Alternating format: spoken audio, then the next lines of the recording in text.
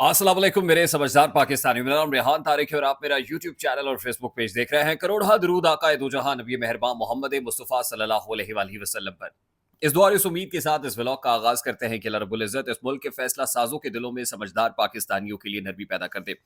सबसे पहले तो बड़ा फैसला, बड़ी अदालत और बड़ा हुक्म जो लिखवाया है और सामने आया है, वो ISI, MI और IB के DG समेत जो CTD के इंचार्ज हैं उनसे मुताल्लिक है, जिनको अदालत का बुलावा आ गया है और रजिस्ट्रार हाई कोर्ट को बाउंड किया गया है। वो आइंदा लॉ एंड जस्टिस कमेटी के इजलास के अंदर इन तमाम तर शख्सियात को तलब करे और फिर कुछ सिफारिशात के ऊपर काम किया जाए।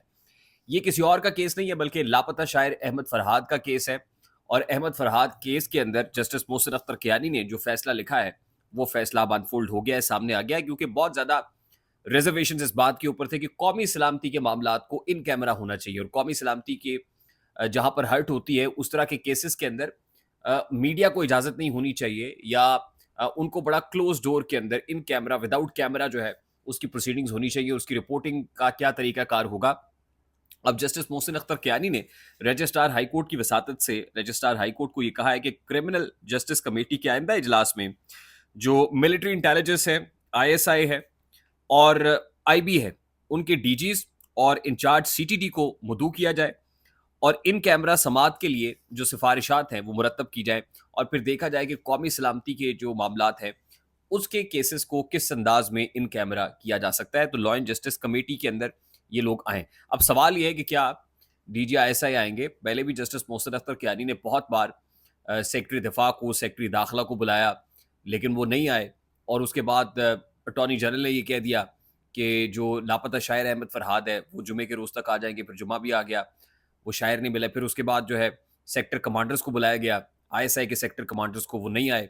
लेकिन फिर ये पता चला कि आज़ाद कश्मीर से एक FIR सामने आ गई है और एक बोलान कैरी डब्बे के अंदर जाते हुए अहमद फरहाद ने जो है मौके पर नाके पर मौजूद पुलिस वालों से बदतमीजी की है। कार्य सरकार में मुदाखलत का पर्चा दर्ज है। पता चला भिंबर में है, भिंबर से पता चला नहीं मुजफ्फराबाद पुलिस के हवाले है। तो अभी जो स्टेटस है वो यही है कि अहमद फरहाद पुलिस की कस्टडी में है, कानून नाफिज करने वाले इदारों की कस्टडी में। और थक हार के अब जस्टिस मोहसिन अख्तर कियानी ने ये कह दिया है कि जी जो लॉ एंड जस्टिस कमेटी है उसके अंदर इनको बुलाया जाए और सिफारिशात मुरतब की जाए। उसके अलावा जो बड़ी डेवलपमेंट्स है मैं आपके सामने रख देता हूँ।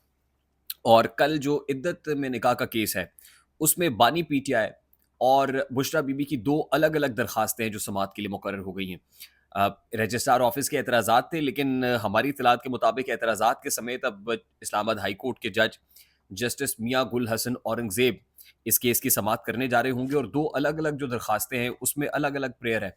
जो बुशरा बीबी कह रही हैं वो ये कह रही हैं कि सज़ा मुअत्तल करके ज़मानत पर रिहा किया जाए, ज़मानत दी जाए। और इमरान खान साहब की जो प्रेयर है अपनी दरखास्त में वो मुख्तलिफ है। वो ये कह रहे हैं कि जो जज शाहरुख अर्जुमन की अदालत के अंदर इस केस को वापस भेजा जाए। आपको याद होगा ना कि शाहरुख अर्जुमन साहब इस केस को सुन रहे थे और उसके उसमें समात पे खावर मोनिका ने उन पे अदम एतमाद का इजहार किया था और उसके बाद उन्होंने कहा था कि वो इस मुतालिक इस्लामाबाद हाई कोर्ट को लिख देंगे और इस्लामाबाद हाई कोर्ट से फिर एक और जज अपॉइंट हो गए और अब वो जज जो है वो इद्दत में निकाह केस की समात कर रहे हैं। लेकिन प्रेयर ये है कि वापस शाहरुख अर्जुमन की अदालत में भेजा जाए और वो जो फैसला, ज़ाहिर है वहाँ पर तो काफ़ी हद तक मामला तो हो गए थे, अब इस स्टेज के ऊपर थे कि फैसला महफूज होना था और फैसला सुनाया जाना था। तो इमरान खान साहब ये कह रहे हैं कि जज शाहरुख अर्जुमन को कहा जाए कि वो इस केस का फैसला सुनाए। तो ये दो अलग अलग प्रेयर्स हैं। अब देखना ये कि जस्टिस मियाँ गुल हसन औरंगजेब की अदालत इस्लामाबाद हाई कोर्ट है। इस्लामाबाद हाई कोर्ट से इस केस के अंदर भी पहले जस्टिस मियाँ गुल हसन औरंगजेब साइफर केस में भी मौजूद थे और बाइज्जत बरी किया गया इमरान खान को और शाहमूद कुरैशी को। तो इस केस में फिर जस्टिस मियाँ गुल हसन औरंगजेब से सामना होगा। देखना यह है कि क्या इस केस के अंदर वो रिलीफ जो मांगा जा रहा है, क्या वो रिलीफ फराहम करते हैं जस्टिस मियाँ गुल हसन औरंगजेब, या फिर जो है वो यही जज जो इस वक्त इद्दत में निकाह केस की समात कर रहे हैं उन्हीं को मुकर्रर कर रखा जाता है। वैसे लाइकली काफ़ी इम्कानात ये है कि इस केस के अंदर जो है वो शाहरुख अर्जुमन साहब के ऊपर जो अदम एतमाद का इजहार किया गया था और उसके बाद ट्रांसफ़र हुआ था, ज़ाहिर है वो इस्लामाबाद हाई कोर्ट से हुआ था, लेकिन बुशरा बीबी की सज़ा मुअत्तली के इम्कानात इसमें ज़रूर मौजूद है। और ज़ाहिर है वो होगी तो फिर इमरान खान साहब की सज़ा भी मुअत्तल हो सकती है। बट इस्टेब्लिशमेंट और जुडिशरी के माबैन जो मैच पड़ा हुआ है, ये सारा कुछ उस पे मुनहसर है कि ये जो प्रेशर है क्या इसको सस्टेन किया जाता है, या फिर अल्टीमेटली वो जो एक बंद बांधा जा रहा है, कोशिशें की जा रही है कि कम अज़ कम ये जो एक फाइनल केस रह गया है उसको रखा जाए ताकि इमरान खान और बुशरा बीबी के बिहाइंड द बार्स रहने की जो तमाम तर काम हैं, उमूर हैं, वो अंजाम दिए जा सके। उसके अलावा जो इम्पोर्टेंट चीज़ है वो ये है कि इमरान खान साहब ने अ, मुज़ाकरात का मशवरा देने पे, आपको याद होगा ना कि सुप्रीम कोर्ट ऑफ पाकिस्तान के अंदर जो नैब तरामीम का केस भी चल रहा है, उसमें कहा गया कि पार्लियामान के अंदर और ये सारी चीज़ें तय होनी चाहिए। तो जजेस जब ये कहते हैं कि मुज़ाकरात करें, अ, इमरान खान साहब को भी मुज़ाकरात का, पाकिस्तान तहरीक-ए-इंसाफ को या सुन्नी इत्तेहाद काउंसिल को भी मुज़ाकरात का मशवरा दिया जाता है। तो इत्तलात ये है कि मुज़ाकरात के इस मशवरे के ऊपर इमरान खान साहब ने सुप्रीम कोर्ट ऑफ पाकिस्तान को ख़त लिखने का फ़ैसला किया है। और अब ख़त लिख के इमरान खान साहब क्या कहते हैं, क्या इस मुज़ाकरात के मशवरे पे अपने को दलाइल देते हैं कि ये मैंडेट चोर हुकूमत है, ये थीव्स हैं, चोर हैं, इनसे मुज़ाकरात नहीं होंगे, और अगर होंगे तो फिर किससे होंगे? क्या ये सुप्रीम कोर्ट को बताते हैं या नहीं? देखना अहम होगा। फिर अज़हर मशवानी के पहले 2 भाइयों को गिरफ्तार किया हुआ है। आज रिपोर्टेडली ज़रा ये बता रहे हैं तहरीक-ए-इंसाफ के कि शहबाज़ गिल के भाई, वैसे मुझे इस बात का इल्म नहीं था कि शहबाज़ गिल के को भाई भी हैं जो लाहौर में और फ़ाल भी हैं। तो शहबाज़ गिल साहब यानी पॉलिटिकली एक्टिव हैं। शहबाज़ गिल के भाई की लाहौर से गिरफ्तारी की खबरें आ रही हैं।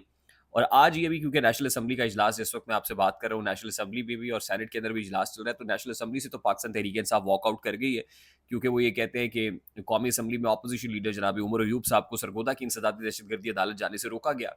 ये जो बदतमीजी हुई है, इसके ऊपर पूरी अपोजिशन ने वॉकआउट किया है और सेनेट के अंदर भी इसकी बाज़गश सुनाई दी है। बाकी जो इम्पोर्टेंट केस है जिसका फैसला आज आया है, और मैंने जैसे सुबह आपको बताया था कि 3 बजे इलेक्शन कमीशन ऑफ पाकिस्तान ये फैसला सुना रहा होगा, वही हुआ जिसका इंदिया मैंने आपको दिया था, जिसकी तवक्को जाहिर की जा रही थी। इलेक्शन कमीशन ऑफ पाकिस्तान ने पाकिस्तान तहरीक इंसाफ की दरखास्त के ट्राइब्यूनल्स को मुंतकिल या ट्रांसफ़र ना किया जाए, वो मुस्तरद कर दी है।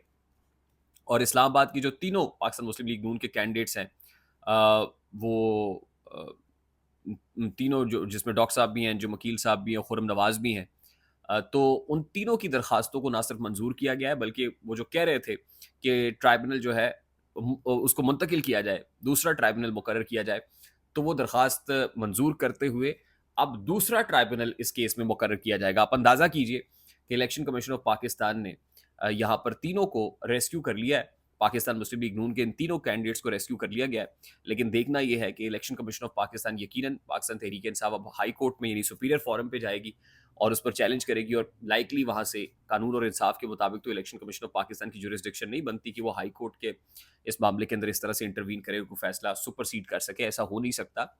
लेकिन ट्राइब्यूनल्स के मामले पे जहाँ हुकूमत ने भी ऑर्डिनेंस जारी करके रिटायर्ड जजेस लगाने की राह हमवार की हुई है, तो वहाँ देखना ये है कि अब हर जगह जहाँ फॉर्म 45 खुलेंगे और पता चलेगा दूध का दूध और पानी का पानी होगा, तो वहाँ इस हुकूमत को बचाना भी तो है।